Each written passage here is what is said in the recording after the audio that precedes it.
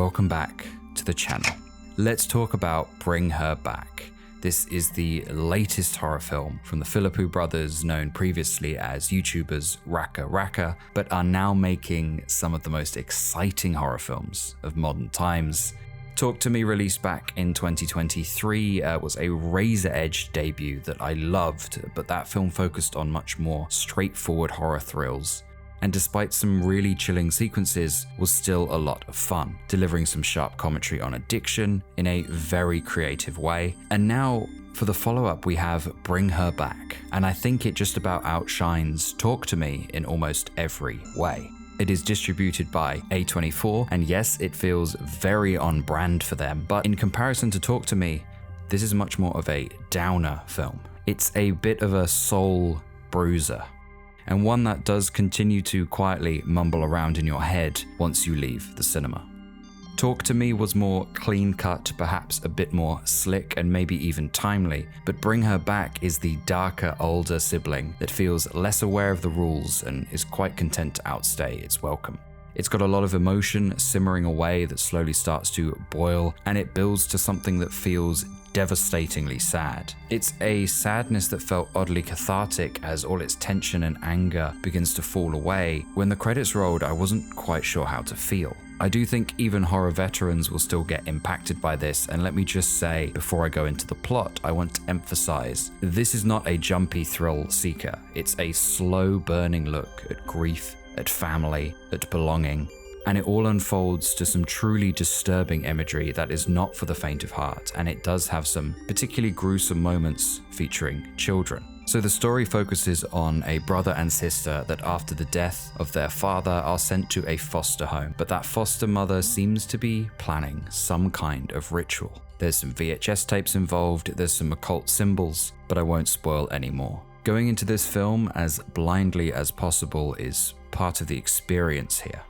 We have a great cast. Let's start with Piper, who, as the script puts it, is partially blind but can only make out the outlines and shapes of most things. Is played very well by Sora Wong, in her debut, who is visually impaired herself. Her character is a driving force in the plot, and I think she nails the performance here. And something we get with her character is this added tension because she can't make out what's happening, so she relies on her brother Andy to explain it. And let's just say some scenarios are very difficult to explain in this film, especially when it's happening to you.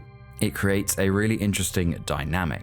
And Andy, played by Billy Barrett, who also feels like our eyes and ears for the film, even though the film is focused on Piper, it feels like our journey is intrinsically linked to Andy. And Billy Barrett plays him with some great sense of confusion and angst. Andy is a character who loses his confidence in not just himself but in his relationships as the film goes on, and the way he wades through grief whilst trying to look out for his sister really draws you to him. Then we have Oliver, the mysterious kid at the foster home. I'm sure you've seen in all the posters and some of the visuals for this film. I won't say any more about him, but Jonah Wren Phillips delivers a deeply chilling performance, and anytime Oliver is on screen, the tension and unease certainly spikes. But the standout, as I'm sure you may have heard, is Sally Hawkins. Yes, that's Sally Hawkins. She does a fantastic job as a foster mother who is deeply submerged in her own grief-stricken spiral. It feels as though she flips a switch. In one scene, she welcomes the children into her home with smiles and laughs, and the next scene, she is studying these horrific VHS tapes, preparing for something. It's a performance that slowly becomes undone through desperation, fear, anger, and most importantly, grief. All these performances contribute to a family dynamic that is just as fascinating to watch as it is terrifying. And this is a film about family and about grief in various forms, some of which specifically comes with families. And even though I don't think it says anything new, I think it presents its themes and ideas very confidently, and I loved the way this was directed. And from the get-go, even through its cinematography, you feel submerged into something. There is a lot of shots of windows, misty windows, reflections of water, It oftentimes feels like we are peering into something we shouldn't be. The way it's shot also reflected Piper in a sense that a lot of shots echoed the blurriness in her vision. In some scenes, the camera starts pointed at a surface or an object, and it feels like we are feeling our way through a scene. There is some really creative use of perspective and composition in here, and it really adds to the uncertainty you feel and makes you focus on every detail as you start looking for clues to figure out how much danger these characters are in. It's also got some great match cuts too, not just in the visuals but in the sound. It's a film that establishes itself so well. And then to me, it felt like it sat back a bit. I think it does a lot of work bringing you into a scene, and then it gives your mind the room to build the tension. Because its pacing is slow, it takes time establishing its characters, and once it's done that, it then starts to drip feed you, mainly through these occult VHS tapes, the mystery of what is really going down here. And analog horror is some of the best, so I greatly appreciated this film dipping its toes into that world. Some of the tapes really are quite visceral, but once the dread starts to set in, you will have wished the film took even more time getting here.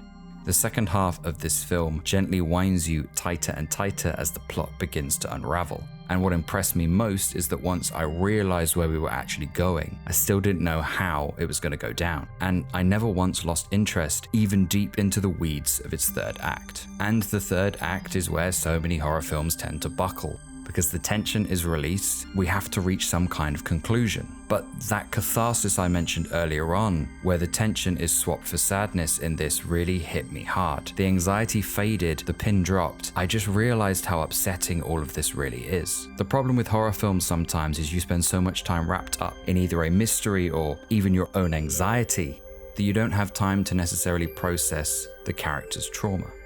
I really liked the way this film concluded. There, as with most films, are a couple of moments where you might need to take a leap of faith with the plot, but none of it bothered me. I was very invested, and the only time my eyes ever took a break was because something happened on screen that demanded a blink or two. Which leads me to what I mentioned earlier. There is some truly horrific imagery in this film and some fantastic shots that I can picture so vividly. But I do think I have to mention it does toe a fine line between gratuitous, maybe even cruel violence, especially as a lot of the violence is exclusively experienced by children. But it didn't tip over the line for me, and I think that's really important. You will have to look away at times. There are a couple of moments that really are a struggle to sit through, but it does kind of feel relevant to the plot, but it is distressing. I think it's a film you will emerge from somewhat damaged, but don't let that discern you from watching it. It's an experience, and it's a proper horror film.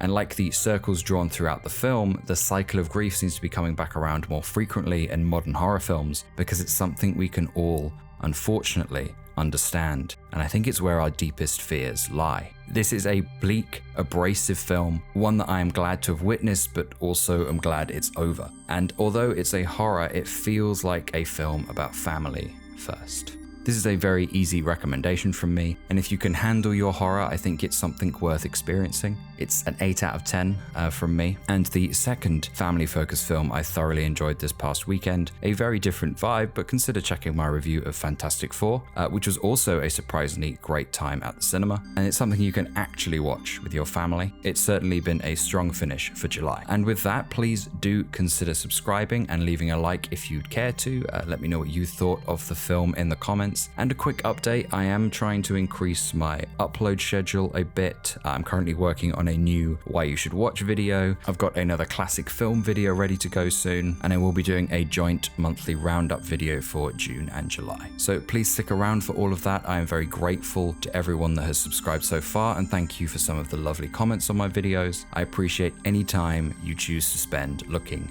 in my direction. So with that, all that's left to do is to thank you very much for watching.